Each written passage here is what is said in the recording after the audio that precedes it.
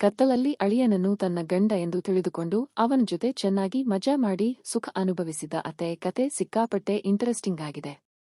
ಅದಕ್ಕೆ ಫಸ್ಟ್ ನೀವೇನು ಮಾಡಬೇಕು, ಒಂದು ಲೈಕ್ ಮಾಡಬೇಕು. ಬನ್ನಿ ಕತೆಗೆ ಹೋಗೋಣ. ಯಾವಾಗಲೂ ತುಂಬಾ ಚಟುವಟಿಕೆಯಲ್ಲಿ ಇರುವವನು ಗೋಪಾಲ. ಅವನಿಗೆ ಮದುವೆಯ ವಯಸ್ಸು ಬಂದಾಗ ದೂರದ ಸಂಬಂಧಿಕರ ಹುಡುಗಿಯೊಬ್ಬಳನ್ನು ಕಂಡು ಮದುವೆ ಮಾಡಿದರು. ಅವನು ಮದುವೆಯಾದ ಹುಡುಗಿಯ ಹೆಸರು ಗೀತಾ. ನೋಡೋಕೆ ಅವಳು ತುಂಬಾ ಸುಂದರಿ. ಮದುವೆ ಚೆನ್ನಾಗಿ ನಡೆಯಿತು. ಹಾಗೆ ಪ್ರಥಮ ರಾತ್ರಿಗೆ ಮುಹೂರ್ತ ಕೂಡ ಫಿಕ್ಸ್ ಆಯಿತು. ಆ ದಿನ ಅವರ ಮೊದಲ ರಾತ್ರಿ ಗೀತಾಳ ತಾಯಿ ಗಿರಿಜಾ ಗೀತಾಳನ್ನು ತುಂಬಾ ಸುಂದರವಾಗಿ ಅಲಂಕರಿಸಿದರು.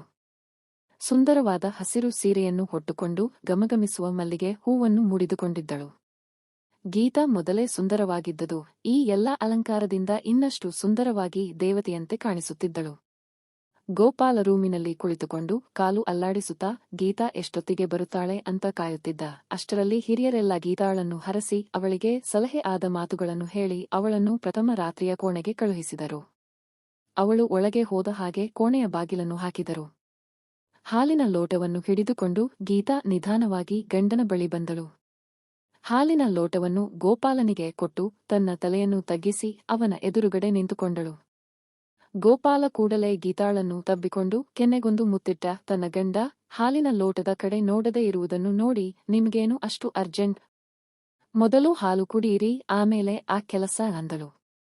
ಆದರೆ ಗೋಪಾಲನಿಗೆ ಹಾಲಿನ ಮೇಲೆ ಆಸಕ್ತಿ ಇರಲಿಲ್ಲ. ನೀನು ಮುಡಿದಂತಹ ಈ ಮಲ್ಲಿಗೆಯ ಸುವಾಸನೆ ನನಗೆ ಅಮಲರಿಸುತ್ತಿದೆ. ಅದು ಅಲ್ಲದೆ ಇಷ್ಟು ಸುಂದರ ಹೆಂಡತಿಯನ್ನು ಬಿಟ್ಟು ನಾನು ಹಾಲು ಕುಡಿಯುತ್ತಾ ಹೇಗೆ ಕುಳಿತುಕೊಳ್ಳಬಹುದು ಅಂತ ಹೆಂಡತಿಗೆ ನಗುತ್ತಾ ಹೇಳಿದನು. ಸಾಕು ಸಾಕು ಅನ್ನುತ್ತಾ ಗೀತಾ ಕೈಯಿಂದ ತಪ್ಪಿಸಿಕೊಂಡು ಹಾಲಿನ ಗ್ಲಾಸನ್ನು ತೆಗೆದುಕೊಂಡು ಅವನಿಗೆ ಕುಡಿಯಲು ಕೊಟ್ಟಳು. ಗೋಪಾಲ ಅವಸರದಲ್ಲಿ ಸ್ವಲ್ಪ ಹಾಲನ್ನು ಕುಡಿದು ಉಳಿದದ್ದನ್ನು ಗೀತಾಳಿಗಾಗಿ ಕುಡಿಯಲು ಕೊಟ್ಟನು. ಗೀತಾ ತಾನು ಸ್ವಲ್ಪ ಬಗ್ಗಿ ಅವನ ಕಾಲಿಗೆ ನಮಸ್ಕಾರ ಮಾಡಿದಳು. ಗೋಪಾಲ ಗೀತಾಳನ್ನು ಎರಡು ಕೈಯಿಂದ ಮೇಲಕ್ಕೆತ್ತಿ ಅವಳ ತುಟಿಗೆ ಒಂದು ಮುತ್ತನ್ನಿಟ್ಟು, ಇಂತಹ ಸಂಸ್ಕಾರ ಇರುವ ಹುಡುಗಿಯನ್ನು ತಾನು ಮದುವೆಯಾದದ್ದು ನನ್ನ ಅದೃಷ್ಟ ಅಂದುಕೊಂಡನು. ಹಾಗೆ ಅವಳನ್ನು ಪ್ರೀತಿಯಿಂದ ಎತ್ತುಕೊಂಡು ಗರಗರನೆ ತಿರುಗಿಸಿ ಮಂಚದ ಮೇಲೆ ಕರೆದುಕೊಂಡು ಹೋದ. ಹಾಗೆ ಬೆಳಗಾಗುವವರೆಗೂ ಅವಳ ಜೊತೆ ಎಂಜಾಯ್ ಮಾಡುತ್ತಾ ಆ ರಾತ್ರಿಯನ್ನು ಕಳೆದ. 1-2 ದಿನ ಇದೇ ರೀತಿ ಕಳೆದವು. 24 ಗಂಟೆಗಳು ಕೂಡ ಗೋಪಾಲ ತನ್ನ ಹೆಂಡತಿಯನ್ನು ಬಿಟ್ಟು ಹೋಗುತ್ತಲೇ ಇರಲಿಲ್ಲ. ಇದನ್ನು ಕಂಡ ಗೋಪಾಲನ ಅಮ್ಮನಿಗೆ ಕೋಪ ಬಂತು. ಇವನು ಹಗಲು ರಾತ್ರಿ ಇವಳ ಹಿಂದೆ ಇದ್ದರೆ ಕೆಲಸ ಮಾಡುವುದು ಯಾವಾಗ? ಯಾಕೆ ಇವನು ಬೇರೆ ಕೆಲಸವೆಲ್ಲ ಬಿಟ್ಟು ಇವಳ ಹಿಂದೆಯೇ ಇರುತ್ತಾನೆ ಅಂತ ಅಂದುಕೊಂಡಳು. ಈ ನಡುವೆ ಗೋಪಾಲ ಗೀತಾಳನ್ನು ಅವಳ ಅಮ್ಮನ ಮನೆಗೆ ಕರೆದುಕೊಂಡು ಹೋಗಿದ್ದ. ಅಲ್ಲಿ ಅವರು ಉಳಿದುಕೊಂಡ 2 ದಿನಗಳು ಕೂಡ ಇದೇ ರೀತಿ ಕಳೆದಿತ್ತು. ಗೋಪಾಲ ಹಗಲು ರಾತ್ರಿ ಎನ್ನದೆ ಗೀತಾಳ ಜೊತೆ ರೂಮಿನಲ್ಲಿ ಇರುವುದನ್ನು ಅತ್ತೆಯೂ ಸಹ ಗಮನಿಸಿದ್ದಳು. ಅವಳಿಗೂ ಇದರಿಂದ ಯೋಚನೆಯಾಯಿತು. ಆದರೆ ಏನನ್ನು ಹೇಳಲಾಗದೆ ಸುಮ್ಮನೆ ಇದ್ದಳು. ಗೋಪಾಲ ಮತ್ತು ಗೀತಾ ಮತ್ತೆ ಅವರ ಮನೆಗೆ ವಾಪಸ್ಸಾದರು.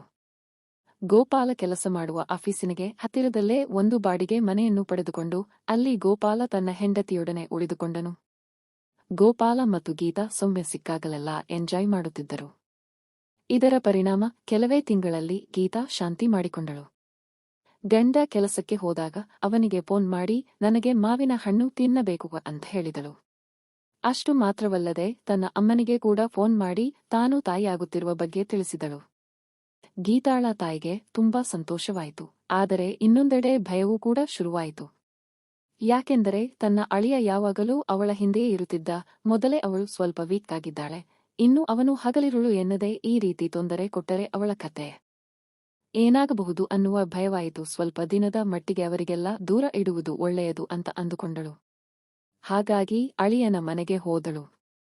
ನಾನು ಗೀತಾಳನ್ನು ನನ್ನ ಮನೆಯಲ್ಲೇ ಕರೆದುಕೊಂಡು ಹೋಗುತ್ತೇನೆ. ಹೆರಿಗೆಯಾದ ನಂತರ ಅವಳನ್ನು ಕರೆದುಕೊಂಡು ಬರುತ್ತೇನೆ ಅಂತ ಹೇಳಿದಳು. ಆಗ ಗೋಪಾಲ, ಇದೇನೆ, ಇಷ್ಟು ಬೇಗ ಅವಳನ್ನು ಕರೆದುಕೊಳ್ಳುವಂತೆ ಹೋದರೆ ನನ್ನ ಗತಿ ಏನು? ಅವಳು ಇನ್ನೂ ಕೆಲವು ತಿಂಗಳು ಇಲ್ಲೇ ಇರಲಿಯೇ ಅಂತ ಹೇಳಿದನು. ನೋಡಿ ಅಳಿಯ ಅಂದ್ರೆ ಹಗಲು ರಾತ್ರಿ ನಿದ್ದೆ ಇಲ್ಲದೆ ಅವಳ ಕತೆ ಏನಾಗಿದೆ, ಅವಳ ಮುಖ ಹೇಗಾಗಿದೆ ನೋಡಿ, ಇದೇ ರೀತಿ ಆದರೆ ಮುಂದೆ ಅವಳ ಆರೋಗ್ಯದ ಗತಿ ಏನು? ಡೆಲಿವರಿಗೂ ಕೂಡ ಸಮಸ್ಯೆ ಆಗಬಹುದು. ನೀವು ಸ್ವಲ್ಪ ದಿನ ಹೋಟೆಲ್ನಲ್ಲಿ ಊಟ ಮಾಡಿ ಅಡ್ಜಸ್ಟ್ ಮಾಡಿಕೊಳ್ಳಿ, ಆಮೇಲೆ ಅವಳು ಹೇಗಿದ್ದರೂ ಇಲ್ಲಿಗೆ ಬರುತ್ತಾಳೆ, ಯಾವಾಗಲೂ ನಿಮ್ಮ ಜೊತೆಗೆ ಇರುತ್ತಾಳೆ ಅಂತ ಅಳಿಯನಿಗೆ ಹೇಳಿದ ಗಿರಿಜಾ ಹಾಗೆ ಗೀತಾಳನ್ನು ತನ್ನೊಂದಿಗೆ ಕರೆದುಕೊಂಡು ಹೋದರು. ಗೋಪಾಲ ಯಾವಾಗಲೂ ಹೆಂಡತಿಯ ಜೊತೆಯಲ್ಲಿದ್ದರಿಂದ ಅವನಿಗೆ ಅದರ ರುಚಿ ಎತ್ತಿತ್ತು. ಕತ್ತಲಾದರೆ ಸಾಕು ಗೋಪಾಲನಿಗೆ ನಿದ್ದೆ ಬರುತ್ತಾನೆ ಇರಲಿಲ್ಲ. ರಾತ್ರಿ ಇಡೀ ಹೆಂಡತಿಯೊಂದಿಗೆ ವಿಡಿಯೋ ಕಾಲ್ನಲ್ಲಿ ಮಾತನಾಡುತ್ತಿದ್ದವು. ಹೀಗೆ 10 ದಿನಗಳು ಕಳೆದವು. ಗೀತಾ ಇಲ್ಲದೆ ನನಗೆ ಬದುಕಲು ಸಾಧ್ಯವಿಲ್ಲ. ಅದೇನಾದರೂ ಆಗಲಿ, ನಾನು ನಿಮ್ಮ ಮನೆಗೆ ಬರುತ್ತೇನೆ ಅಂತ ಹೆಂಡತಿಗೆ ಹೇಳಿದನು. ಅಲ್ಲಿಂದ ತನ್ನ ಅತ್ತೆಯ ಮನೆಗೆ ಹೊರಟು ಬಿಟ್ಟ. ನನ್ನ ಗಂಡ ಬರುತ್ತಿದ್ದಾನೆ ಅನ್ನುವ ಸಂತೋಷ ಗೀತಾಗೂ ಕೂಡ ಇದ್ದಿತು. ಅವಳಿಗೆಗೂ ಗಂಡನಿಲ್ಲದೆ ಇರಲಾರನೆಲ್ಲ ಆಗಿತ್ತು. ಅತ್ತೆ ಮನೆಯಲ್ಲಿ ಸೇರಿದ ಗೋಪಾಲ್ ಅತ್ತೆ ಹೇಗಿದ್ದೀರಾ ಅಂತ ಮಾತನಾಡಿಸಿ ಏರವಾಗಿ ಗೀತಾಳ ಕೋಣೆಗೆ ಹೋದ. ಅವಳು ಅಲ್ಲಿರಲಿಲ್ಲ. ಅವನ ಅತ್ತೆ ಅವನಿಗೆ ಕುಡಿಯಲು ನೀರು ತಂದುಕೊಟ್ಟರು. ಈ ನೀರೆಲ್ಲ ಯಾಕೆ? ನನಗೆ ನನ್ನ ಹೆಂಡತಿ ಬೇಕು. ಏನು ಮಾಡುತ್ತಿದ್ದಾಳೆ ಅಂತ ಮನಸ್ಸಿನಲ್ಲಿ ಅಂದುಕೊಳ್ಳುತ್ತಿದ್ದ ಅತ್ತೆ ಗೀತಾ ಎಲ್ಲಿ ಹೋಗಿದ್ದಾಳೆ ಅಂತ ಕೇಳಿದ. ಅವಳು ಸ್ನಾನ ಮಾಡುತ್ತಿದ್ದಾಳೆ, ಇನ್ನೇನು ಬರುತ್ತಾಳೆ ಅಂತ ಅತ್ತೆ ಹೇಳಿ ಹೋದರು. ಅಷ್ಟರಲ್ಲಿ ಗೀತಾ ಸ್ನಾನ ಮಾಡಿ ಹೊರಗೆ ಬರುತ್ತಿದ್ದಳು. ಗೀತಾಳ ಅಮ್ಮ ಅವಳ ಹತ್ತಿರ ಹೋಗಿ, ನಿನ್ನ ಗಂಡ ಬಂದಿದ್ದಾನೆ. ಅವನು ನಿನ್ನನ್ನು ಕರೆಯುತ್ತಿದ್ದಾನೆ. ಒಳಗೆ ಹೋಗಿ ಸ್ವಲ್ಪ ಹೊತ್ತು ಮಾತನಾಡಿಸಿಕೊಂಡು ಬಾಯ್ ಎಂದು ಹೆಣ್ಣಿಗೆ ಬುದ್ಧಿ ಹೇಳಿದಳು. ಅವನ ಮಾತು ಕೇಳಿಕೊಂಡು ಹುಚ್ಚುತನದ ಕೆಲಸ ಮಾಡಬೇಡಿ ಅಂತೆ. ಗೀತಾ ಆಯ್ತು ಅಂತ ಕೋಣೆಯ ಒಳಗೆ ಹೋದಳು. ಗೀತಾ ಕೋಣೆಯನ್ನು ಪ್ರವೇಶಿಸಿದ ಕೂಡಲೇ ಗೋಪಾಲ್ ಅವಳನ್ನು ಹಿಡಿದುಕೊಂಡನು. ಅಯ್ಯೋ ಬಿಡಿ, ಅಮ್ಮ ಬರುತ್ತಿದ್ದಾಳೆ ಅಂತ ಗೀತಾ ತಪ್ಪಿಸಿಕೊಂಡಳು. ಅಷ್ಟರಲ್ಲಿ ಗೀತಾಳ ಅಮ್ಮ ಬಿಸಿ ಬಿಸಿಯಾದ ತಿಂಡಿಯನ್ನು ತೆಗೆದುಕೊಂಡು ಬಂದು, ಅಳಿಯ ತಗೊಳ್ಳಿ ತಿನ್ನಿಯೇ ಅಂತ ಗೋಪಾಲ್ನು ಕೊಟ್ಟಳು. ಗೋಪಾಲ ಗೀತಾಳಿಂದ ಸ್ವಲ್ಪ ದೂರ ಹೋಗಿ ಕುಳಿತು, ಸರಿಯತ್ತೆ, ಇದನ್ನು ಇಲ್ಲಿ ಇಟ್ಟು ಹೋಗಿ, ನಾನು ಆಮೇಲೆ ಪಡೆದುಕೊಳ್ಳುತ್ತೇನೆ ಅಂತ ಹೇಳಿದನು. ಆಗ ಗಿರಿಜೆ ತನ್ನ ಮಗಳನ್ನು ಪಕ್ಕಕ್ಕೆ ಕರೆದು, ನೀನು ಇಲ್ಲಿ ಚೆನ್ನಾಗಿದ್ದೀಯಾ? ಅವನು ಮನೆಗೆ ಬಾ ಅಂತ ಕರೆದರೆ ಎಂದು ಕೇಳಿದಳು. ಅವನ ಮನೆಯಲ್ಲಿ ಹೋಗಿ ತೊಂದರೆಗೆ ಸಿಕ್ಕಿ ಹಾಕಿಕೊಳ್ಳಬೇಡ. ಅವನೇನಾದರೂ ಕರೆದರೆ ಬರುವುದಿಲ್ಲ ಅಂತ ಕೇಳಿ ನೋಡಲಿ ಎನ್ನುವಂತಾಗಿ ಕೇಳಿದಳು. ಆ ದಿನ ಗೋಪಾಲ ಅವರ ಮನೆಯಲ್ಲೇ ಉಳಿದುಕೊಂಡ. ರಾತ್ರಿ ಎಲ್ಲರೂ ಊಟ ಮಾಡಲು ಕುಳಿತಿದ್ದರು. ಗೀತಾಗೆ ಏನೂ ತಿನ್ನುವ ಮನಸ್ಸಿರಲಿಲ್ಲ. ಅಮ್ಮ, ನಿನ್ನ ಅಳಿಯನಿಗೆ ಊಟ ಮಾಡಿಸಿ, ನಾನು ಮಲಗುತ್ತೇನೆ ಎಂದು ಒಳಗೆ ಹೋದಳು. ಗೋಪಾಲ ಅತ್ತೆಯ ಜೊತೆ ಊಟ ಮಾಡಲು ಕುಳಿತನು. ಮಾವ ಇನ್ನೂ ಬಂದಿಲ್ಲವೇ ಅಂತ ಗೋಪಾಲ ಅತ್ತೆಯನ್ನು ಕೇಳಿದನು. ಅವರು ಯಾವಾಗಲೂ ಹೀಗೆ ಮಾಡುತ್ತಾರೆ, ಸದಾ ಬಿಸಿನೆಸ್ ಅಂತ ಇರುತ್ತಾರೆ. ಎಷ್ಟು ಹೊತ್ತಿಗೆ ಬರುತ್ತಾರೋ ಹೋಗುತ್ತಾರೋ ನಿಮಗೆ ಗೊತ್ತಿಲ್ಲ ಅಂತ ಚೆಂದ ಹೇಳಿದಳು. ಊಟವಾದ ನಂತರ ಗೀತಾಳ ತಾಯಿ ಮಗಳಿಗೆ ತನ್ನೊಂದಿಗೆ ಹಾಲಲ್ಲಿ ಮಲಗಲು ಹೇಳಿದರು. ಗೋಪಾಲ ಒಳಗಡೆ ಬೆಡ್ರೂಮ್ನಲ್ಲಿ ಮಲಗಿದ್ದನು. ತನ್ನ ಹೆಂಡತಿ ತನ್ನ ಜೊತೆಗೂ ಮಲಗಲಿಲ್ಲ. ಇದರಿಂದ ಗೋಪಾಲನಿಗೆ ತುಂಬಾ ಕೋಪ ಬಂತು. ನನ್ನೊಂದಿಗೆ ಮಲಗುವುದಕ್ಕೆ ಗೀತಾಗೂ ಇಷ್ಟ ಇದೆ. ಆದರೆ ಇವರು ಸುಮ್ಮನೆ ನಮಗೆ ತೊಂದರೆ ಕೊಡುತ್ತಿದ್ದಾರೆ ಅಂತ ಅಂದುಕೊಂಡನು. ಮಧ್ಯರಾತ್ರಿ ಎಚ್ಚರವಾಗಿ ಗೋಪಾಲ ಹಚ್ಚಲು ಮನೆಗೆ ಹೋಗುತ್ತಾನೆ. ಆ ಸಮಯದಲ್ಲಿ ಗೀತಾ ನನಗೆ ಸರಿಯಾಗಿ ನಿದ್ದೆ ಬರದೆ ಒಳಗಡೆ ಹೋಗಿ ರೂಮಿನಲ್ಲಿ ಮಲಗೊಂಡಿದ್ದಳು. ಗೀತಾಳ ಅಮ್ಮ ಸೋಫಾದಲ್ಲಿ ಮಲಗಿದ್ದರು. ಗೋಪಾಲ ಬಚ್ಚಲು ಮನೆಯಿಂದ ಹೊರಗಡೆ ಬಂದು ತನ್ನ ಹೆಂಡತಿ ಅಂತ ತಿಳಿದು ಅತ್ತೆ ಪಕ್ಕದಲ್ಲಿ ಹೋಗಿ ಮಲಗಿಕೊಳ್ಳುತ್ತಾನೆ. ಅಮ್ಮ ಮಗಳಿಬ್ಬರು ನೋಡುವುದಕ್ಕೆ ಹೆಚ್ಚು ಕಡಿಮೆ ಒಂದೇ ಸೈಜ್ ಇದ್ದರು. ಅದು ಅಲ್ಲದೆ ಗರ್ಭಿಣಿಯಾದ ಮೇಲೆ ಗೀತಾ ಇನ್ನಷ್ಟು ದಪ್ಪ ಆಗಿದ್ದಳು. ಅತ್ತೆಯ ಪಕ್ಕದಲ್ಲಿ ಮಲಗಿಕೊಂಡ ಗೋಪಾಲ ನಿಧಾನಕ್ಕೆ ಅತ್ತೆಯನ್ನು ಹಿಡಿದುಕೊಂಡ. ತನ್ನ ಮೈಮೇಲೆ ಕೈ ಹಾಕಿದ್ದನ್ನು ನೋಡಿದ ಅತ್ತೆ ತನ್ನ ಗಂಡ ಬಂದು ಪಕ್ಕದಲ್ಲಿ ಮಲಗಿರಬಹುದು ಅಂದುಕೊಂಡಳು. ಕತ್ತಲಲ್ಲಿ ಗೋಪಾಲನ ಕೈಚಳಕ ಅತ್ತೆಯನ್ನು ಕೇರಳಿಸಿತು. ಅವನನ್ನು ಅವಳು ಹಿಡಿದುಕೊಳ್ಳುವ ಹಾಗೆ ಮಾಡಿತ್ತು.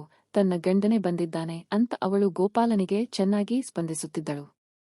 ಈ ಕಡೆ ಗೋಪಾಲ ಕತ್ತಲಲ್ಲಿ ಮುನ್ಸೂಚನೆಯಂತೆ ಹೆಂಡತಿಯ ಅಂತ ತಿಳಿದು ಅತ್ತೆಗಳನ್ನು ಗಟ್ಟಿಯಾಗಿ ಹಿಡಿದುಕೊಂಡು ಇನ್ನೇನು ಮುಂದುವರೆಯಬೇಕು ಅಂತ ಅಂದುಕೊಂಡಾಗ ಕಾಲಿಂಗ್ ಬೆಲ್ ಸದ್ದಾಯಿತು. ಆ ಶಬ್ದಕ್ಕೆ ಅತ್ತೆಗೆ ಎಚ್ಚರವಾಗಿ ಲೈಟ್ ಆನ್ ಮಾಡಿ ಹೋಗಿ ಬಾಗಿಲು ತೆರೆಯುತ್ತಾಳೆ. ತಾನು ಇದುವರೆಗೂ ತಬ್ಬಿಕೊಂಡಿದ್ದು ಅತ್ತೆಯನ್ನ ಅಂತ ಅವನಿಗೆ ತಿಳಿಯುತ್ತದೆ. ಗಿರಿಜಾ ಬಾಗಿಲು ತೆರೆದು ನೋಡಿದರೆ ಅವಳ ಗಂಡ ಬಂದಿರುತ್ತಾನೆ. ಅಂದರೆ ತಾನು ಇದುವರೆಗೂ ತಬ್ಬಿಕೊಂಡು ಮಲಗಿದ್ದು ತನ್ನ ಅಳಿಯನನ್ನ ಅನ್ನುವುದು ಅತ್ತೆಗೆ ತಿಳಿದು ತುಂಬಾ ಮುಜುಗರವಾಗುತ್ತದೆ.